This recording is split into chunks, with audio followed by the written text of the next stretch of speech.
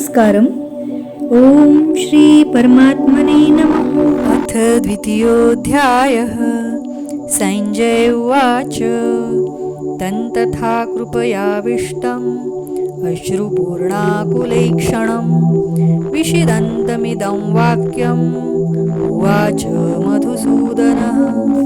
संजय बोले, उस प्रकार करुणा से व्याप्त और आंसुओं से पूर्ण तथा व्याकुल नेत्रों वाले शोक युक्त उस अर्जुन के प्रति भगवान मधुसूदन ने यह वचन कहा। श्री भगवानुवाच कुतस्त्वाकश्मलमिदं विषमे समुपस्थितम् अनार्यजुष्टम् अस्वर्ग्यम् अकीर्तिकरमर्जुन। श्री भगवान बोले, हे अर्जुन, तुझे इस असमय में यह मोह किस हेतु से प्राप्त हुआ? क्योंकि न तो यह श्रेष्ठ पुरुषों द्वारा आचरित है, न स्वर्ग को देने वाला है और न कीर्ति को करने वाला ही है। क्लैब्यमास्मगमः पार्थ नैतत्त्वय्युपपद्यते क्षुद्रं हृदय दौर्बल्यं त्यक्त्वोत्तिष्ठ परन्तप। इसलिए हे अर्जुन, नपुंसकता को मत प्राप्त हो, तुझमें यह उचित नहीं जान पड़ती। हे परंतप, हृदय के तुच्छ दुर्बलता को त्याग कर युद्ध के लिए खड़ा हो जा। अर्जुन उवाच कथं भीष्ममहं संख्ये द्रोणं च मधुसूदन इषुभिः प्रतियोत्स्यामि पूजार्हा वरिसूदन। अर्जुन बोले, हे मधुसूदन, मैं रणभूमि में किस प्रकार बाणों से भीष्म पितामह और द्रोणाचार्य के विरुद्ध लड़ूंगा, क्योंकि हे अरिसूदन, वे दोनों ही पूजनीय है।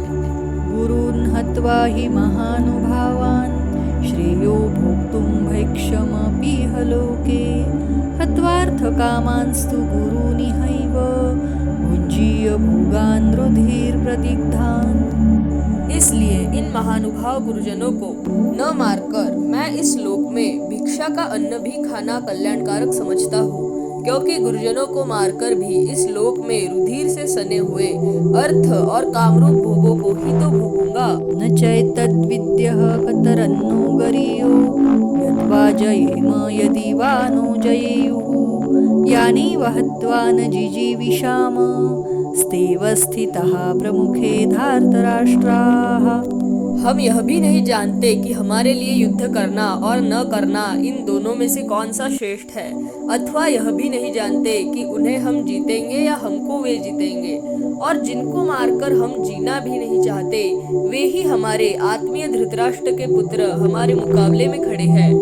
कार्पण्य दोषोपहत स्वभावः पृच्छामि त्वां धर्म सम्मूढचेताः यच्छ्रेयस्यान्निश्चितं ब्रूहि तन्मे शिष्यस्तेऽहं शाधिमान् त्वां प्रपन्नम्। इसलिए कायरता रूप दोष से उपहत हुए स्वभाव वाला तथा धर्म के विषय में मोहित चित्त हुआ मैं आपसे पूछता हूँ कि जो साधन निश्चित कल्याणकारक हो वह मेरे लिए कहिए, क्योंकि मैं आपका शिष्य हूँ। इसलिए आपके शरण हुए मुझको शिक्षा दीजिए।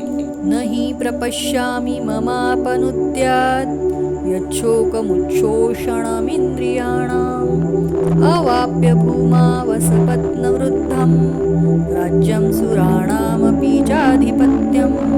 क्योंकि भूमि में निष्कंटक धन धान्य संपन्न राज्य को और देवताओं के स्वामी पने को प्राप्त होकर भी मैं उस उपाय को नहीं देखता हूँ जो मेरी इंद्रियों के सुखाने वाले शोक को दूर कर सके।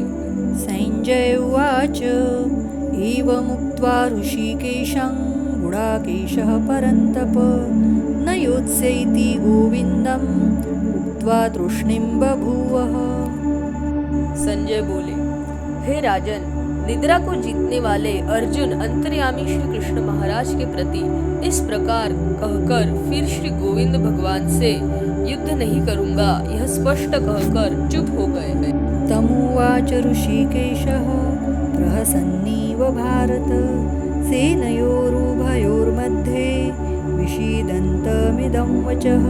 हे भरतवंशी धृतराष्ट्र, अंतर्यामी श्री कृष्ण महाराज दोनों सेनाओं के बीच में शोक करते हुए उस अर्जुन को हंसते हुए से यह वचन बोले। श्री भगवानुवाच अशुचानन्वशुचस्त्वं प्रज्ञावादांश्च भाषसे गतासून् गतासूंश्च नानुशोचन्ति पंडिताः। श्री भगवान बोले, हे अर्जुन, तू न शोक करने योग्य मनुष्य के लिए शोक करता है और पंडितों जैसे वचनों को कहता है, परंतु जिनके प्राण चले गए हैं उनके लिए और जिनके प्राण नहीं गए हैं उनके लिए भी पंडित जन शोक नहीं करते। न त्वेवाहं जातु नासन्न त्वन्नेमे जनाधिपाः न चैव न भविष्यामः सर्वे वयमतः परम्। न तो ऐसा ही है कि मैं किसी काल में नहीं था, तू नहीं था अथवा ये राजा लोग नहीं थे, और न ऐसा ही है कि इनसे आगे हम सब नहीं रहेंगे। देहिनोऽस्मिन् यथा देहे कौमारं यौवनञ्जरा तथा देहान्तरप्राप्तिर्धीरस्तत्र न मुह्यति। जैसे जीवात्मा की इस देह में बालकपन, जवानी और वृद्धावस्था होती है, वैसे ही अन्य शरीर की प्राप्ति होती है। इस विषय में धीर पुरुष मोहित नहीं होता। मात्रा स्पर्शास्तु कौन्तेय शीतोष्ण सुख दुःखदाः आगमापायिनो नित्यास्तांस्तितिक्षस्व भारत। हे कुंती पुत्र, सर्दी, गर्मी और सुख दुख को देने वाले इंद्रिय और विषयों के संयोग तो उत्पत्ति विनाशशील और अनित्य है, इसलिए हे भारत उनको तू सहन कर। यैहि न व्यथयन्ते ते पुरुषं पुरुषर्षभ समदुःखः सुखं धीरं सोमृतत्वाय कल्पते। क्योंकि हे पुरुष श्रेष्ठ, दुख सुख को समान समझने वाले जिस धीर पुरुष को ये इंद्रिय और विषयों के संयोग व्याकुल नहीं करते, वह मोक्ष के योग्य होता है। न सतो विद्यते भावो न भावो विद्यते सतः उभयोरपि दृष्टोऽन्तस्त्वनयोस्तत्त्वदर्शिभिः। असत वस्तु की तो सत्ता नहीं है और सत का अभाव नहीं है, इस प्रकार इन दोनों का ही तत्वज्ञानी पुरुष द्वारा देखा गया है। अविनाशी तु तद्विद्धि येन सर्वमिदं ततं विनाशमव्ययस्यास्य न कश्चित् कर्तुमर्हति। नाश रहित तो तू उसको जान जिससे यह संपूर्ण जगत दृश्य वर्ग व्याप्त है। इस अविनाशी का विनाश करने में कोई भी समर्थ नहीं है। अंतवंत इमे देहा नित्यस्योक्तः शरीरिणः अनाशिनो प्रमेयस्य तस्माद् युध्यस्व भारत। इस नाश रहित अप्रमेय नित्य स्वरूप जीवात्मा के ये सब शरीर नाशवान कहे गए हैं, इसलिए हे भरतवंशी अर्जुन तू युद्ध कर। य एनं वेत्ति हन्तारं यश्चैनं मन्यते हतम् उभौ तौ न विजानीतो नायं हन्ति न हन्यते। जो इस आत्मा को मारने वाला समझता है तथा जो इसको मरा मानता है, वे दोनों ही नहीं जानते, क्योंकि यह आत्मा वास्तव में न किसी को मारता है और न किसी द्वारा मारा जाता है।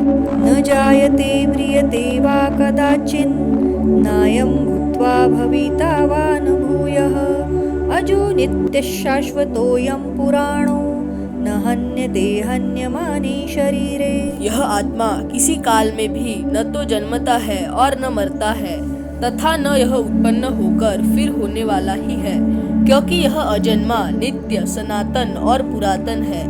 शरीर के मारे जाने पर भी यह नहीं मारा जाता। वेदा विनाशिनं नित्यं य एनमजमव्ययम् कथं स पुरुषः पार्थ कंघातयति हन्तिकम्। हे पृथापुत्र अर्जुन, जो पुरुष इस आत्मा को नाश रहित, नित्य, अजन्मा और अव्यय जानता है, वह पुरुष कैसे किसी को मरवाता है और कैसे किसी को मारता है। वासांसि जीर्णानि यथा विहाय नवानि गृह्णानि नरोपराणि तथा शरीराणि विहाय जीर्णान्यन्यानि संयाति नवानि देहि। जैसे मनुष्य पुराने वस्त्रों को त्याग कर दूसरे नए वस्त्रों को ग्रहण करता है, वैसे ही जीवात्मा पुराने शरीरों को त्याग कर दूसरे नए शरीरों को प्राप्त होता है। नैनै छिन्दन्ति शस्त्राणि नैनं दहति पावकः न चैनं क्लेदयन्त्यापो न शोषयति मारुतः। इस आत्मा को शस्त्र नहीं काट सकते, इसको आग नहीं जला सकती, इसको जल नहीं गला सकता और वायु नहीं सुखा सकती। अच्छेद्यो अयमदाह्यो अयमक्लेद्यो अशोष्य एव च नित्यः सर्वगतस्थाणोर्चलोऽयं सनातनः। क्योंकि यह आत्मा अछेद्य है, यह आत्मा अदाह्य, अक्लेद्य और निसंदेह अशोष्य है तथा यह आत्मा नित्य, सर्वव्यापी, अचल, स्थिर रहने वाला और सनातन है। अव्यक्तोऽयमचिन्त्यो यमविकार्यो अयमुच्यते तस्माद्देवं विदित्वैनं नानुशोचितुमर्हसि। यह आत्मा अव्यक्त है, यह आत्मा अचिंत्य है और यह आत्मा विकार रहित कहा जाता है। इससे हे अर्जुन, इस आत्मा को उपर्युक्त प्रकार से जानकर तू शोक करने के योग्य नहीं है, अर्थात तुझे शोक करना उचित नहीं है। अथ चैनं नित्यजातं नित्यं वा मन्यसे मृतं तथापि त्वं महाबाहो नैवं शोचितुमर्हसि। किंतु यदि तू इस आत्मा को सदा जन्मने वाला तथा सदा मरने वाला मानता है तो भी हे महाबाहो, तू इस प्रकार शोक करने योग्य नहीं है। जातस्य हि ध्रुवो मृत्युर्ध्रुवं जन्म मृतस्य च तस्मात् परिहार्येऽर्थे न त्वं शोचितुमर्हसि। क्योंकि इस मान्यता के अनुसार जन्मे हुए की मृत्यु निश्चित है और मरे का जन्म निश्चित है, इससे भी इस बिना उपाय वाले विषय में तू शोक करने योग्य नहीं है। अव्यक्तादीनि भूतानि व्यक्तमध्यानि भारत अव्यक्तनिधनान्येव तत्र का परिदेवना। हे अर्जुन, संपूर्ण प्राणी जन्म से पहले अप्रकट थे और मरने के बाद भी अप्रकट हो जाने वाले हैं, केवल बीच में ही प्रकट है। फिर ऐसी स्थिति में क्या शोक करना है। आश्चर्यवत् पश्यति कैश्चिदैनम् आश्चर्यवद् वदति तथैव चान्यः आश्चर्यवच्चैनमन्यः शृणोति श्रुत्वाप्येनं वेद न चैव कश्चित्। कोई एक महापुरुष ही इस आत्मा को आश्चर्य की भांति देखता है और वैसे ही दूसरा कोई महापुरुष ही इसके तत्व का आश्चर्य की भांति वर्णन करता है तथा दूसरा कोई अधिकारी पुरुष ही इसे आश्चर्य की भांति सुनाता है और कोई तो सुनकर भी इसको नहीं जानता। देहि नित्यमवध्योऽयं देहे सर्वस्य भारत तस्मात् सर्वाणि भूतानि न त्वं शोचितुमर्हसि। हे अर्जुन, यह आत्मा सबके शरीर में सदा ही अवध्य है, मतलब जिसका वध नहीं किया जा सके। इस कारण संपूर्ण प्राणियों के लिए तू शोक करने योग्य नहीं है। स्वधर्ममपि चावेक्ष न विकम्पितुमर्हसि धर्म्याद्धि युद्धात् श्रेयोऽन्यत् क्षत्रियस्य न विद्यते। तथा अपने धर्म को देखकर भी तू भय करने योग्य नहीं है, अर्थात तुझे भय नहीं करना चाहिए, क्योंकि क्षत्रिय के धर्मयुक्त युद्ध से बढ़कर दूसरा कोई कल्याणकारी कर्तव्य नहीं है। यदृच्छया चोपपन्नं स्वर्गद्वारं पावृतं सुखिनः क्षत्रियः पार्थ लभन्ते युद्धमीदृशम्। हे पार्थ, अपने आप प्राप्त हुए और खुले हुए स्वर्ग के द्वार रूप इस प्रकार के युद्ध को भाग्यवान क्षत्रिय लोग ही पाते हैं। अथ चेत्त्वमिमं धर्म्यं संग्रामं न करिष्यसि ततः स्वधर्मं कीर्तिं च हित्वा पापमवाप्स्यसि। किंतु यदि तू इस धर्मयुक्त युद्ध को नहीं करेगा तो स्वधर्म और कीर्ति को खोकर पाप को ही प्राप्त होगा। अकीर्तिं चापि भूतानि कथयिष्यन्ति ते व्ययां संभावितस्य चाकीर्तिर्मरणादतिरिच्यते। तथा सब लोग तेरी बहुत काल तक रहने वाली अपकीर्ति का भी कथन करेंगे और माननीय पुरुष के लिए अपकीर्ति मरण से भी बढ़कर है। भयाद्रणादुपरतं मंस्यन्ते त्वां महारथाः ईशाञ्च त्वं बहुमतो भूत्वा यास्यसि लाघवम्। और जिनकी दृष्टि में तू पहले से बहुत सम्मानित होकर अब लघुता को प्राप्त होगा, वे महारथी लोग तुझे भय के कारण युद्ध से हटा हुआ मानेंगे। अवाच्य वादांश्च बहून् वदिष्यन्ति तवाहिताः निन्दन्तस्तव सामर्थ्यं ततो दुःखतरन्नु किम्। तेरे वैरी लोग तेरे सामर्थ्य की निंदा करते हुए तुझे बहुत से न कहने योग्य वचन भी कहेंगे, उससे अधिक दुखद और क्या होगा। तो वा प्राप्स्यसि स्वर्गं जित्वा वा भोक्ष्यसे महीम् तस्माद् उत्तिष्ठ कौन्तेय युद्धाय कृतनिश्चयः। या तो तू युद्ध में मारा जाकर स्वर्ग को प्राप्त होगा अथवा संग्राम में जीतकर पृथ्वी का राज्य भोगेगा। इस कारण हे अर्जुन, तू युद्ध के लिए निश्चय करके खड़ा हो जा। सुख दुःखे समीकृत्वा लाभालाभौ जयाजयौ ततो युद्धाय युज्यस्व नैवं पापमवाप्स्यसि। जय पराजय, लाभ हानि और सुख दुख को समान समझकर उसके बाद युद्ध के लिए तैयार हो जा। इस प्रकार युद्ध करने से तू पाप को नहीं प्राप्त होगा। ईशा ते विहिता सांख्ये बुद्धिर्योगे त्विमां शृणु बुद्ध्या युक्तो यया पार्थ कर्मबन्धं प्रहास्यसि। हे पार्थ, यह बुद्धि तेरे लिए ज्ञान योग के विषय में कही गई है और अब तू इसको कर्मयोग के विषय में सुन। जिस बुद्धि से युक्त हुआ तू कर्मों के बंधन को भली भांति त्याग देगा अर्थात सर्वथा नष्ट कर डालेगा। नेहाभिक्रमनाशोऽस्ति प्रत्यवायो न विद्यते स्वल्पमप्यस्य धर्मस्य त्रायते महतो भयात्। इस कर्मयोग में आरंभ का अर्थात बीज का नाश नहीं है और उल्टा फलरूप दोष भी नहीं है, बल्कि इस कर्मयोग रूप धर्म का थोड़ा सा भी साधन जन्म मृत्यु रूप महान भय से रक्षा कर लेता है। व्यवसायात्मिका बुद्धि रेकेह कुरु नन्दन बहुशाखा ह्यनन्ताश्च बुद्धयो व्यवसायिना। हे अर्जुन, इस कर्मयोग में निश्चयात्मिका बुद्धि एक ही होती है, किंतु अस्थिर विचार वाले विवेकहीन सकाम मनुष्यों की बुद्धियाँ निश्चय ही बहुत भेदों वाली और अनंत होती है। यामिमां पुष्पितां वाचं प्रवदन्त्य विपश्चितः वेदवादरताः पार्थ नान्यदस्तीति वादिनः।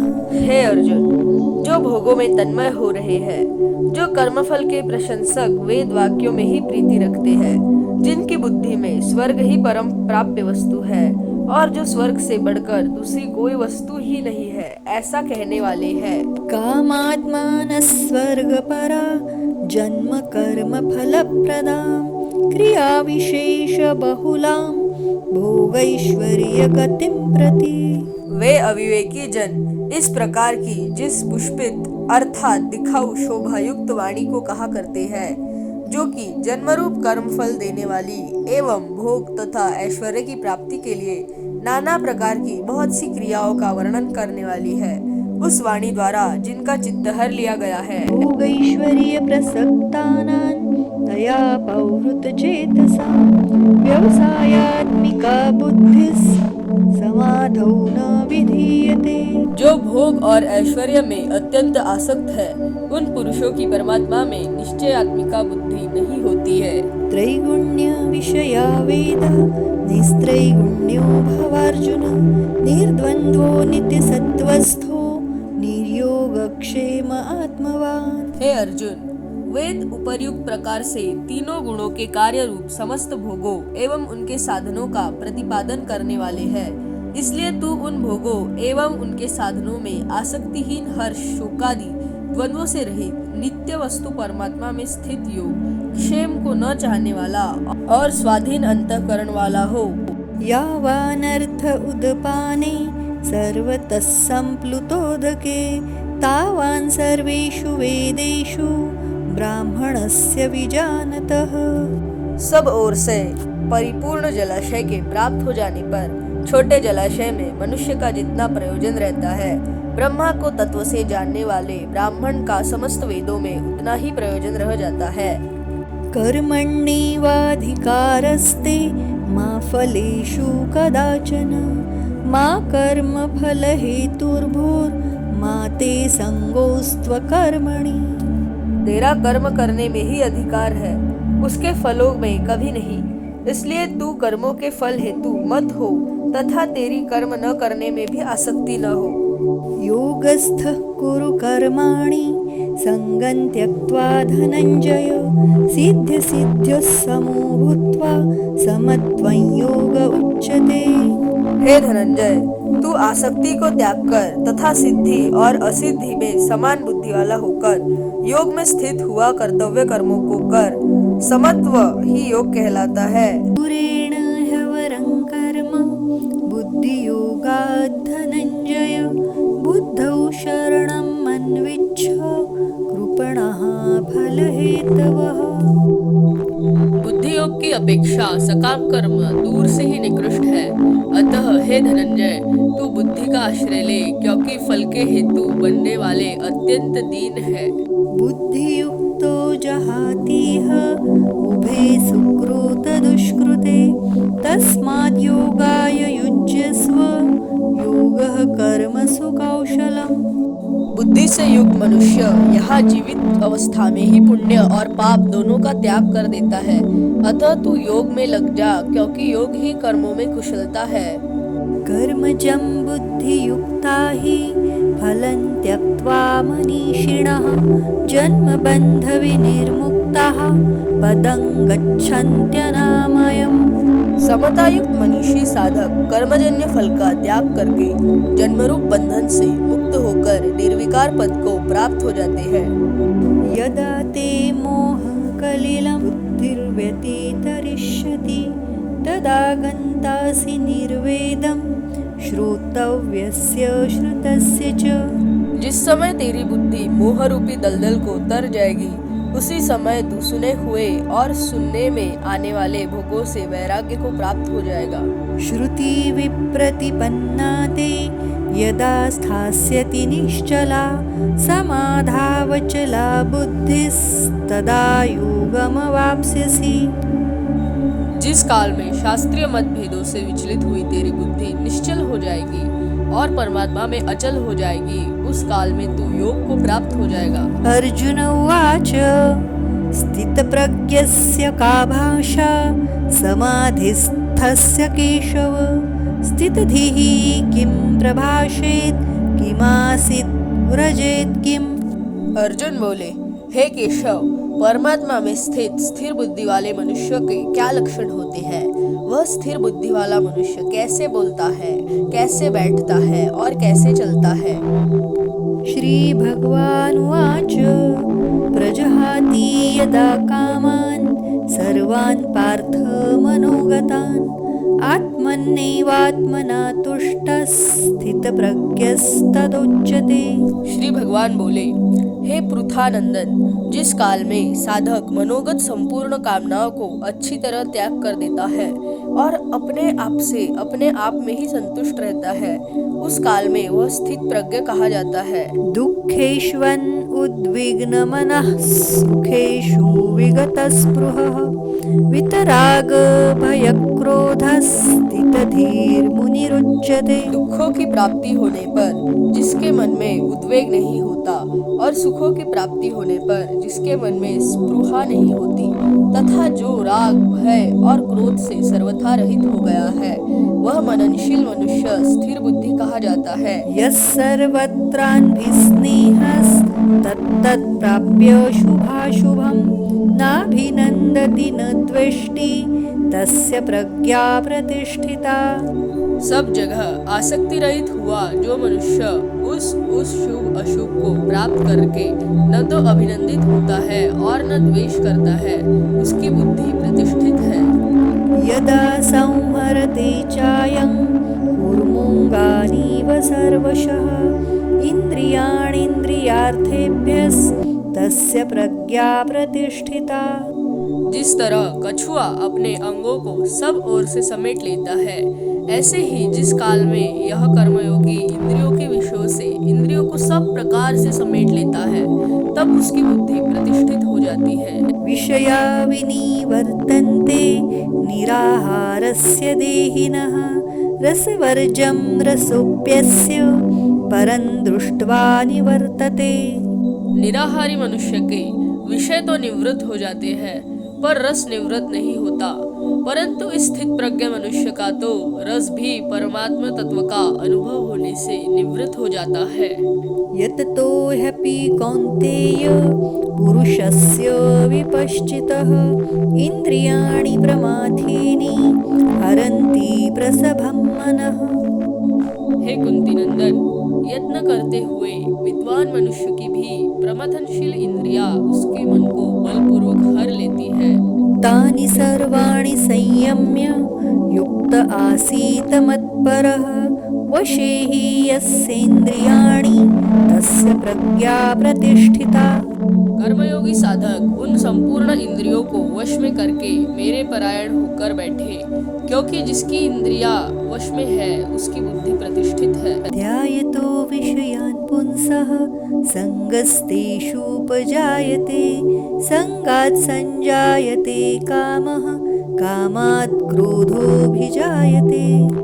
विषयों का चिंतन करने वाले मनुष्य की उन विषयों में आसक्ति पैदा हो जाती है, आसक्ति से कामना पैदा होती है और कामना से क्रोध पैदा होता है। क्रोधात् भवति सम्मोहः सम्मोहात् स्मृतिविभ्रमः स्मृतिभ्रंशात् बुद्धिनाशो बुद्धिनाशात् प्रणश्यति। क्रोध होने पर सम्मोह मूढ़ भाव हो जाता है, सम्मोह से स्मृति भ्रष्ट हो जाती है, स्मृति भ्रष्ट होने पर बुद्धि का नाश हो जाता है और बुद्धि का नाश होने पर मनुष्य का तो पतन हो जाता है। राग द्वेष वियुक्तैस्तु विषयानिन्द्रियैश्चरन् आत्मवैश्यर्विधेयात्मा प्रसादम् अधिगच्छति। वशीभूत अंतःकरण वाला कर्मयोगी साधक राग द्वेष से रहित अपने वश में की हुई इंद्रियों द्वारा विषयों का सेवन करता हुआ अंतःकरण की निर्मलता को प्राप्त हो जाता है। प्रसादे सर्वदुःखानां हानिरस्योपजायते प्रसन्नचेतसो ह्याशु बुद्धिः पर्यवतिष्ठते। निर्मलता प्राप्त होने पर साधक के संपूर्ण दुखों का नाश हो जाता है और ऐसे शुद्ध चित्त वाले साधक की बुद्धि निस्संदेह बहुत जल्दी परमात्मा में स्थिर हो जाती है। नास्ति बुद्धिर्युक्तस्य न चायुक्तस्य भावना न चाभावयतः शान्तिरशान्तस्य कुतः सुखम्। जिसके मन इंद्रिया संयमित नहीं है, ऐसे मनुष्य की व्यवसायत्मिका बुद्धि नहीं होती और व्यवसायत्मिका बुद्धि न होने से उसमें कर्तव्य परायणता की भावना नहीं होती।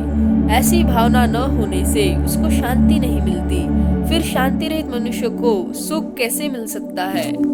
इन्द्रियाणां हि चरतां यन्मनोनुविधीयते तदस्य हरति प्रज्ञां वायुर्नावमिवाम्भसि। अपने अपने विषयों में विचरती हुई इंद्रियों में से एक ही इंद्रिय जिस मन को अपना अनुगामी बना लेती है, वह अकेला मन जल में नौका को वायु की तरह इसकी बुद्धि को हर लेता है। तस्माद्यस्य महाबाहो निगृहीतानि सर्वशः इन्द्रियाणीन्द्रियार्थेभ्यस्तस्य प्रज्ञा प्रतिष्ठिता। इसलिए हे महाबाहो, जिस मनुष्य की इंद्रिया इंद्रियों के विषयों से सर्वथा निगृहित है, उसकी बुद्धि स्थिर है। ज्ञानीशा सर्वभूतानां तस्यां जागृति संयमी यस्यां जागृति भूतानि सा निशा पश्यतो मुनेः। संपूर्ण प्राणियों की जो रात है उसमें संयमी मनुष्य जागता है और जिसमें सब प्राणी जागते हैं, वह तत्व को जानने वाले मुनि की दृष्टि में रात है। आपूर्यमाणम् अचलं प्रतिष्ठं समुद्रमापः प्रविशन्ति यद्वत् तद्वत् कामायं प्रविशन्ति सर्वे स शान्तिमाप्नोति न कामकामी। जैसे संपूर्ण नदियों का जल चारों ओर से जल द्वारा परिपूर्ण समुद्र में आकर मिलता है, पर समुद्र अपनी मर्यादा में अचल प्रतिष्ठित रहता है, ऐसे ही संपूर्ण भोग पदार्थ जिस संयमी मनुष्य को विकार उत्पन्न किए बिना ही उसको प्राप्त होते हैं, वही मनुष्य परम शांति को प्राप्त होता है, भोगों की कामना वाला नहीं। विहाय कामान्यः सर्वान् पुमांश्चरति निःस्पृहः निर्ममो निरहङ्कारः स शान्तिम् अधिगच्छति। जो मनुष्य संपूर्ण कामनाओं का त्याग करके स्पृहा रहित, ममता रहित और अहंकार रहित होकर आचरण करता है, वह शांति को प्राप्त होता है। एषा ब्राह्मी स्थितिः पार्थ नैनां प्राप्य विमुह्यति स्थित्वा स्यामन्तकालेऽपि ब्रह्मनिर्वाणमृच्छति। हे पृथानंदन, यह ब्राह्मी स्थिति है। इसको प्राप्त होकर कभी कोई मोहित नहीं होता। इस स्थिति में यदि अंतकाल में भी स्थित हो जाए तो निर्वाण ब्रह्मा की प्राप्ति हो जाती है। ओम तत्सदिति श्रीमद्भगवद्गीतासु उपनिषत्सु ब्रह्मविद्यायां योगशास्त्रे श्रीकृष्णार्जुन संवादे सांख्ययोगो नाम द्वितीयोऽध्यायः। श्रीकृष्णार्पणमस्तु।